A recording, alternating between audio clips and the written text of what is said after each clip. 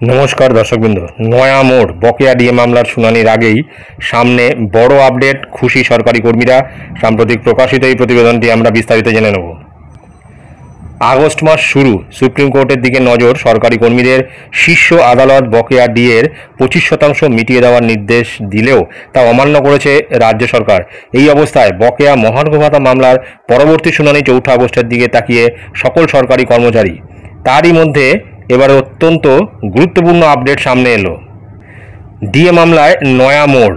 কেন্দ্রীয় সরকারি হারে ডিএ, বকেয়া ডিএর দাবিতে বহুদিন ধরে লড়াই করছে সংগ্রামী যৌথ মঞ্চ। জানা গিয়েছে আগামী 4 আগস্ট সুপ্রিম কোর্টে সংগ্রামী যৌথ মঞ্চের পক্ষ থেকে কর্মীদের হয়ে সওয়াল করতে চলেছেন দেশের অন্যতম প্রখ্যাত আইনজীবী এবং ভারতের প্রাক্তন সলিসিটর জেনারেল শ্রী গোপাল সুব্রহ্মণ্যম।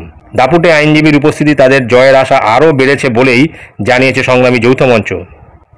সংগ্রামী যৌথ মঞ্চের আহ্বায়ক ভাস্কর ঘোষ বলেন, তারা রাজ্যের বঞ্চিত সরকারি কর্মীদের অধিকার আদায়ের জন্য নিজেদের সর্বোচ্চ চেষ্টা চালিয়ে যাচ্ছেন।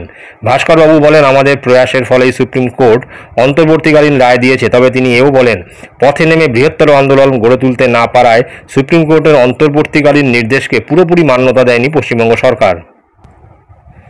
উল্লেখ্য, কিছুদিন আগেই সুপ্রিম কোর্টের 4 আগস্টের শুনানির জন্য অগ্রিম তালিকা বা অ্যাডভান্স লিস্ট প্রকাশিত হয়েছে।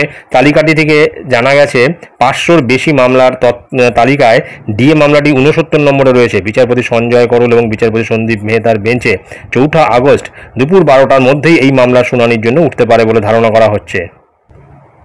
উল্লেখ্য, এর আগে 16ই মে 2025-এ শেষ শুনানি হয়েছিল। সেই সময় 4 আগস্ট 2025-এর জন্য মামলাটি টপ অব দি বোর্ড হিসেবে তালিকাভুক্ত করা হয়েছিল। সরকারি কর্মীদের আশা, সুপ্রিম কোর্টের পরবর্তী শুনানির পর সমস্ত সরকারি কর্মচারীদের 25% বকেয়া ডিএ পাবেন।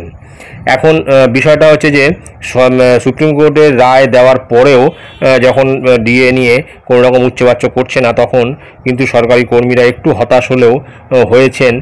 কেননা এই আদালত অবমাননার মামলা হয়েছে এবং সেই আদালত অবমাননা হলে তার কোনো শাস্তি বা তার কোনো বিধান কিন্তু এখনও পর্যন্ত কারো জানা নেই। তো এই বকেয়া ডিএ মামলার ক্ষেত্রে 4 আগস্টের শুনানি একটা অত্যন্ত গুরুত্বপূর্ণ বিষয় এবং এই শুনানির দিকেই তাকিয়ে কিন্তু সরকারি কর্মচারীরা এবং সেই আশা নিয়েই কিন্তু জিএ রয়েছে। এখন 25% ডিএ তো আগেই বলেছিল দিয়ে দেওয়ার জন্য বা মিটিয়ে দেওয়ার জন্য।